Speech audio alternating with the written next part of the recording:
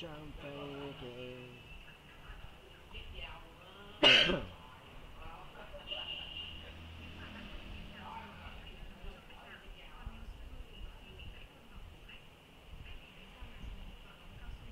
về tới nhà.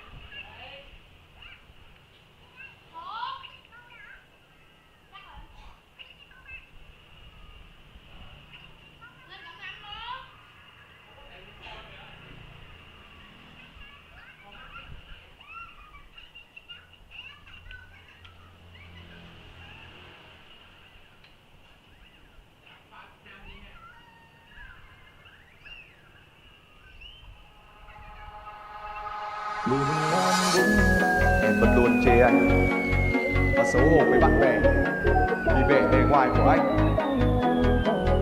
Và giờ anh yêu nó vì nó đẹp hơn anh, đúng không?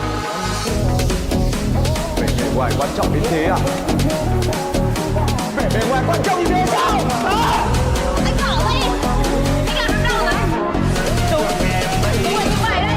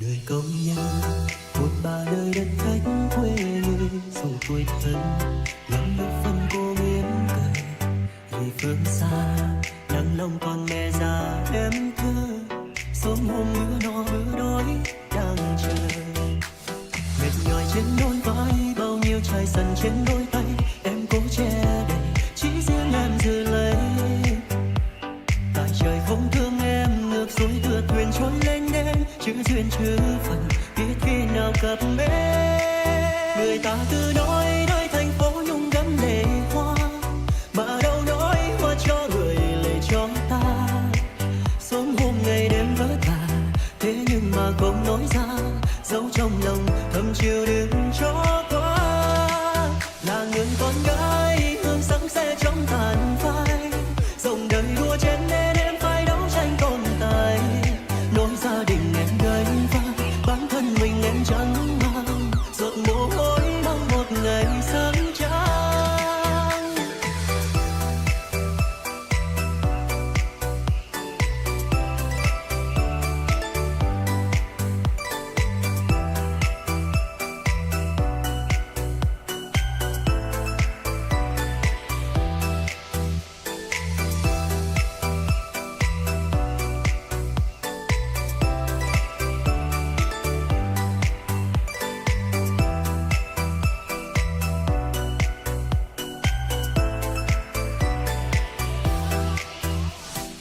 Nhòi trên đôi vai bao nhiêu chai sần trên đôi tay em cố che đầy chỉ riêng em giữ lấy tại trời không thương em ngược xuôi đưa thuyền trôi lênh đênh chữ duyên chữ phần biết khi nào cập bến người ta cứ nói thành phố nhung đẫm lệ hoa mà đâu nói hoa cho người lệ cho ta sớm hôm ngày đêm vỡ vả thế nhưng mà không nói ra giấu trong lòng thầm chịu đựng cho qua là người con gái hương sáng xe trong tàn phai dòng đời đua chen nên em phải đấu tranh tồn tại nỗi gia đình em gánh vác bản thân mình em chẳng mang giọt mồ hôi mong một ngày sáng trắng người ta cứ nói thành phố nhung đẫm lệ hoa mà đâu nói hoa cho người lệ cho ta sớm hôm ngày đêm vỡ vả thế nhưng mà không nói ra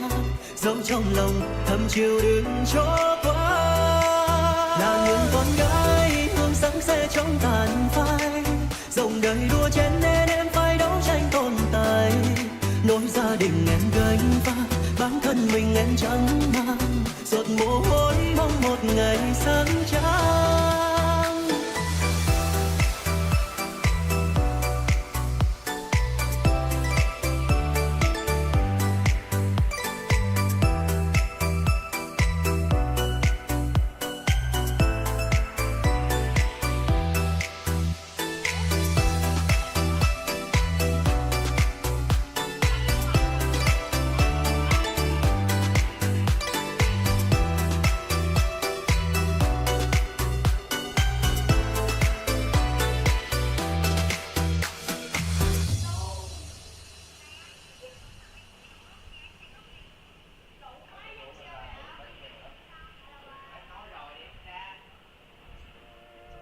Đêm nay mình loi chơi những câu ca này giữ mãi mãi trên đôi môi em đâu còn lẻ loi về bên đây với anh ta bỏ tay đi một khi em đã tới em sẽ không thể rút lui người hãy để cho anh giữ chặt em lại nhưng mà người hãy nói em muốn ở lại để mình khỏi phải nghĩ suy em sẽ không bao giờ quên đi hôm nay đâu vì lần đầu tiên được vui bên ai em buông đôi tay bỏ lại đằng sau quá khứ nhưng nếu mai cảm xúc em phai nhòa có ai khiến em buồn thì 1, 2, 3 ta cất to lên lại có thể tin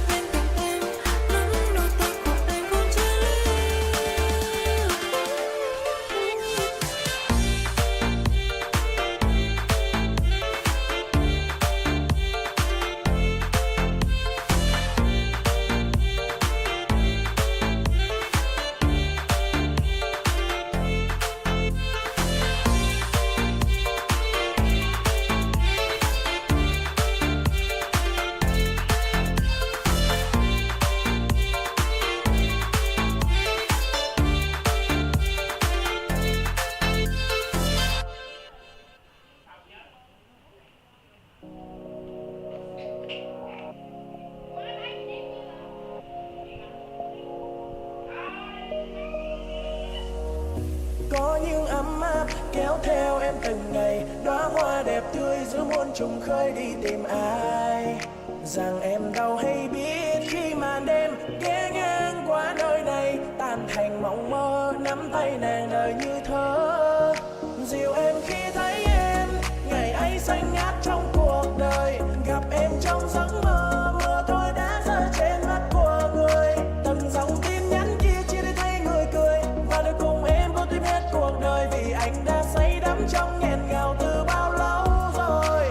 Ngọt ngào hương thơm như tình yêu của đôi ta, khi nắng ban mai ươm đầy xua màn đêm giữa phong ba, bồng bềnh tựa vào làn mây. Ôi từng giây đã trôi xa, suy tư dối bời nàng ơi, nhớ thương đầy vơi lòng chơi vơi. Từng ngày mặt trời lên cao, anh đợi em trước sân ga, đôi mắt long lanh to tròn, ôi đôi bàn tay thoáng kiêu sa. Vội vàng từng chiều đi qua hiên nhà ai ngát hương hoa, đưa anh khắp chốn thân thương, biết đâu một mai năm tháng nhạt nhòa.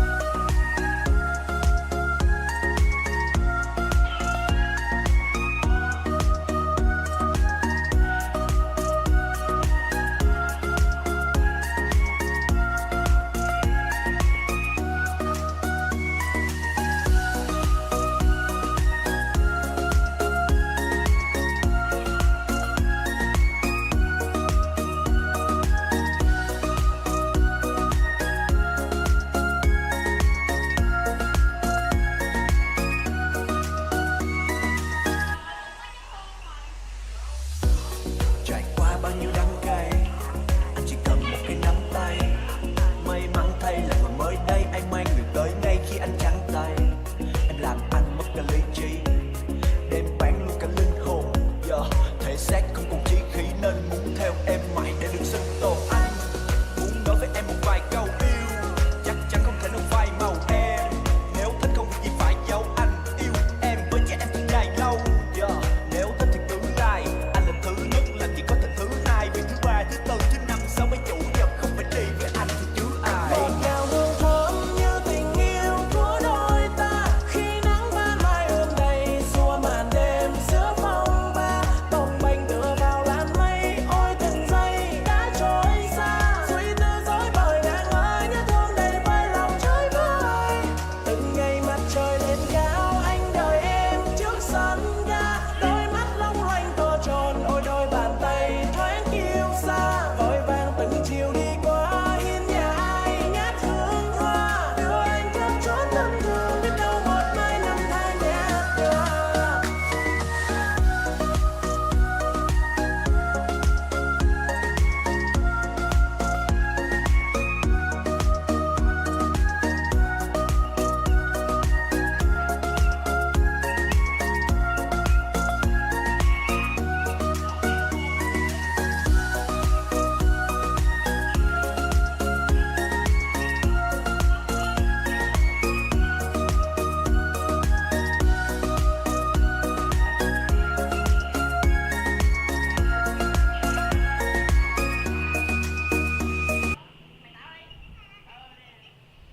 Ai xuôi về phương nào lắng nghe tiếng đàn bên sông, lặng nhìn đám lục bình trôi mấy hàng dù nhưng bình soi bóng. Những dòng sông đổ biển đông như tình em thủy chung một lần, thương anh như sông dưới nước, nhớ anh nhiều như dấu nhớ thầm. Một chiều từ đào cỏ trắng bay trên cánh đồng vàng, ngày mùa đã đến rền vang thương bàn tay cô gái hiền ngoan. Người quê tôi hiền lương quang chi nhiều một nắng hai sương, về đây nghe em hát cải lương mấy câu tình sông nước nhịp nhàng. Cánh chim trời lượn bay bốn phương, nhớ quay về thăm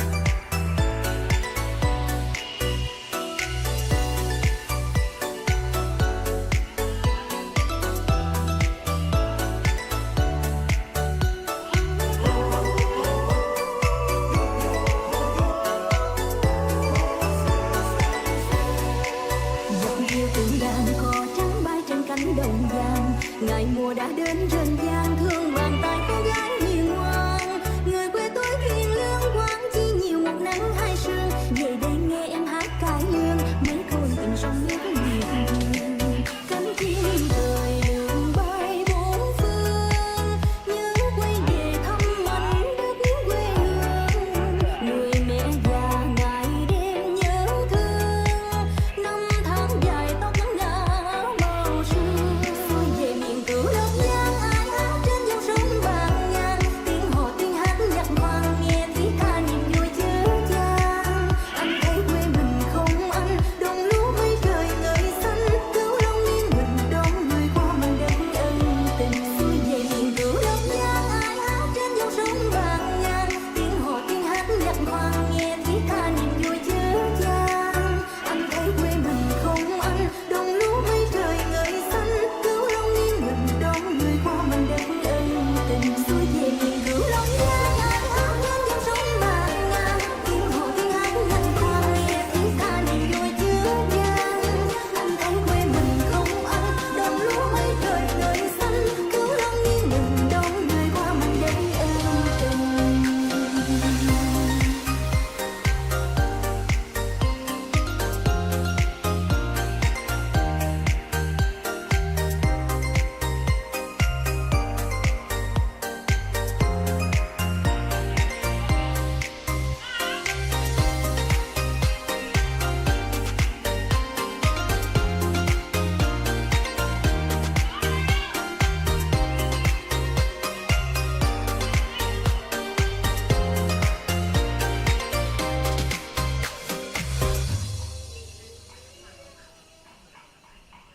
Nó bị hỏng mỗi trừ 8 điểm mà bà.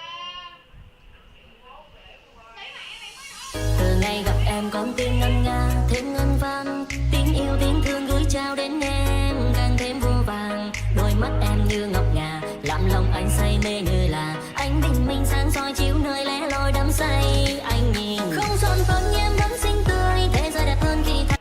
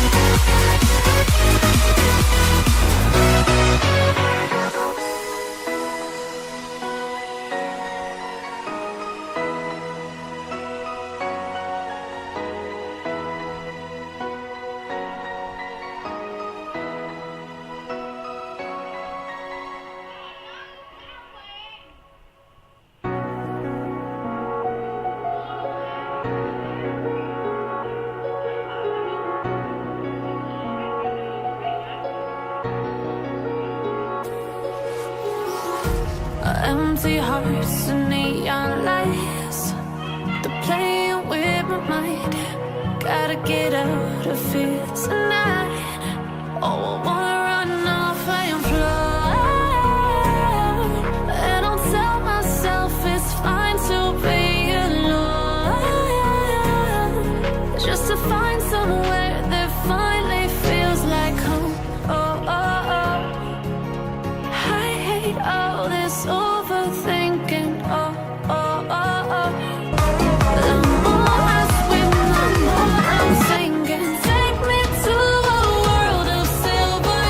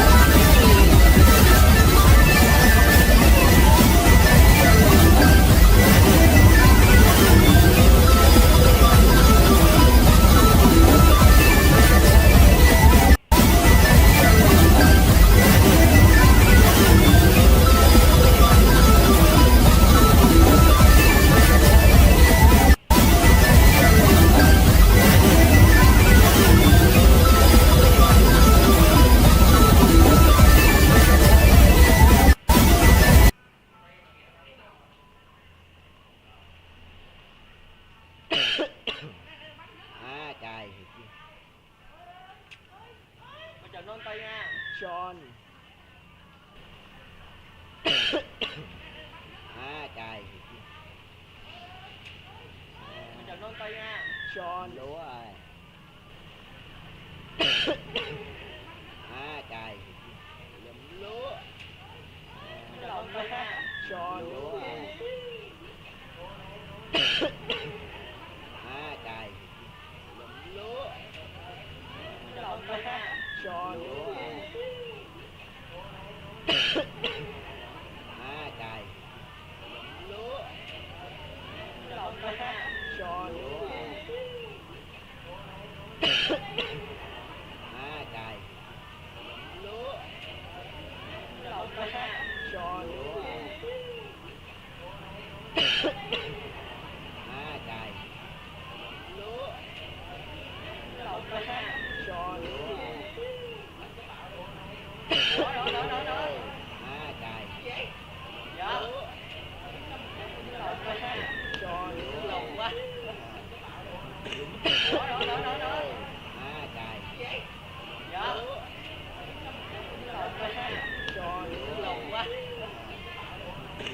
Đó. Trời. Dạ. Chào non tay nha. Action. Lâu quá. Đó. Trời. Dạ. Chào non tay nha. Action. Lâu quá. Đó. Trời. Dạ. Chào non tay nha. Action. Lâu quá. Đó. Trời. Dạ. Chào non tay nha. Action. Lâu quá. Đó.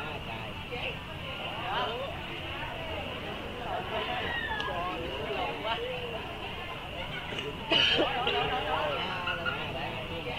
Dạ.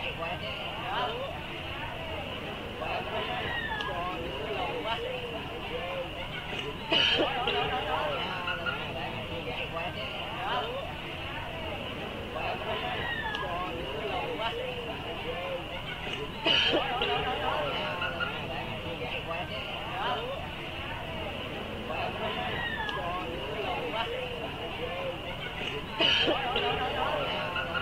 non tay nha. Action.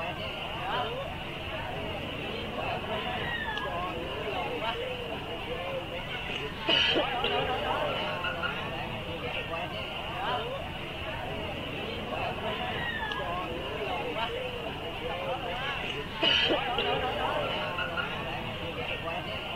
Đó.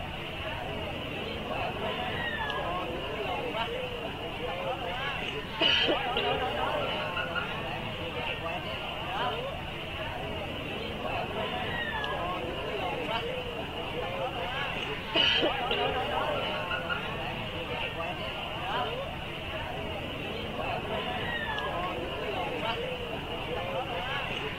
Dạ. Chào non tay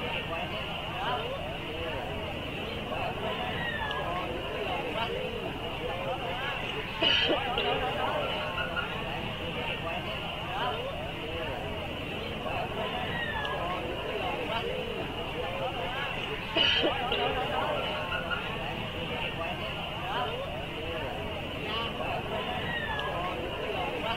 Action. Lâu quá.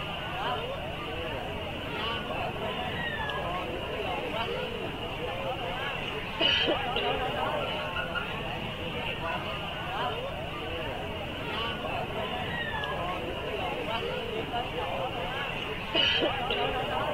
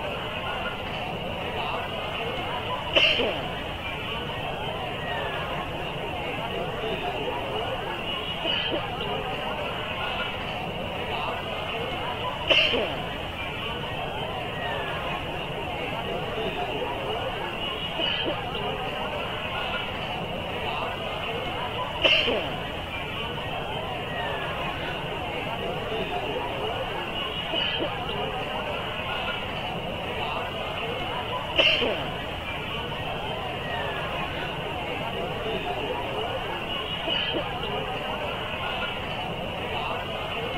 Ghê vậy.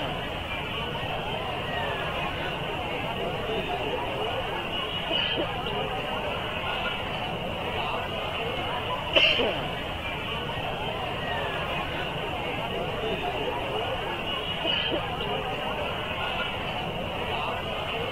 Ghê trời.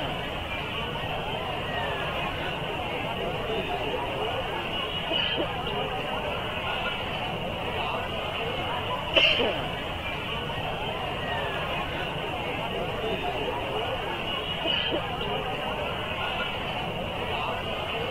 Biết vậy.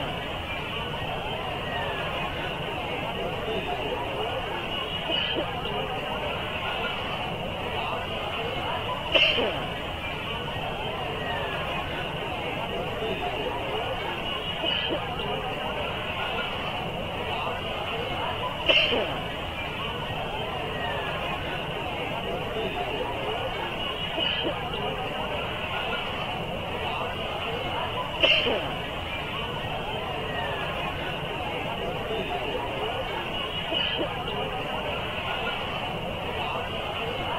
trời. Ghê vậy.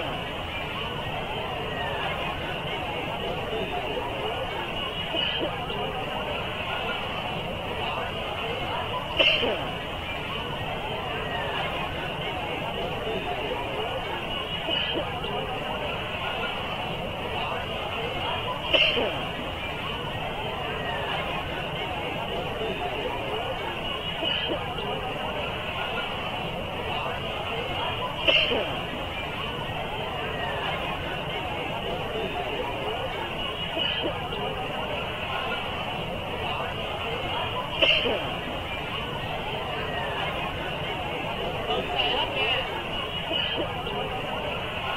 vậy.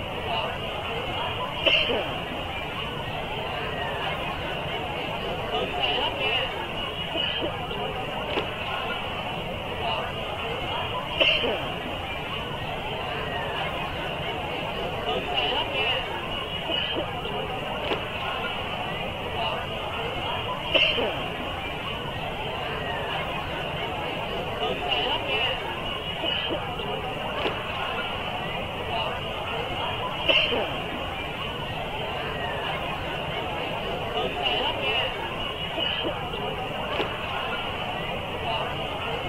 Ghê trời.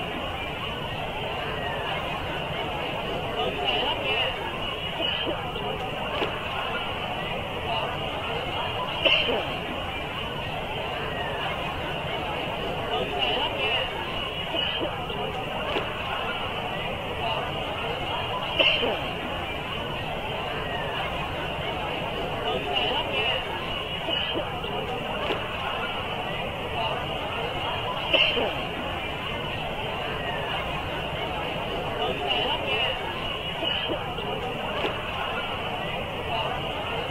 Biết vậy.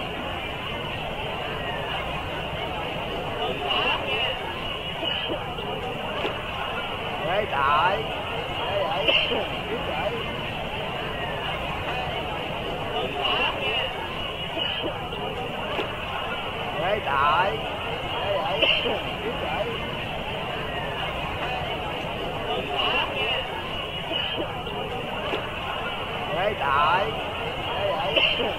Ghê vậy.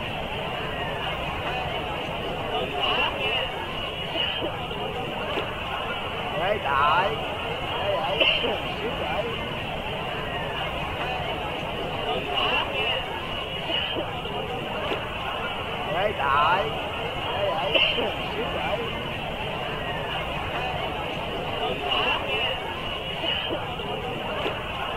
Ghê vậy. Ghê trời.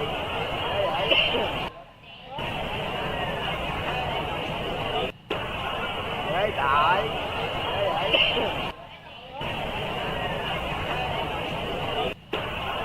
Ghê trời.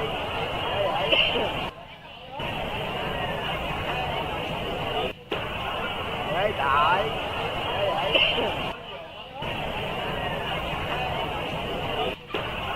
Ghê trời. Ghê vậy.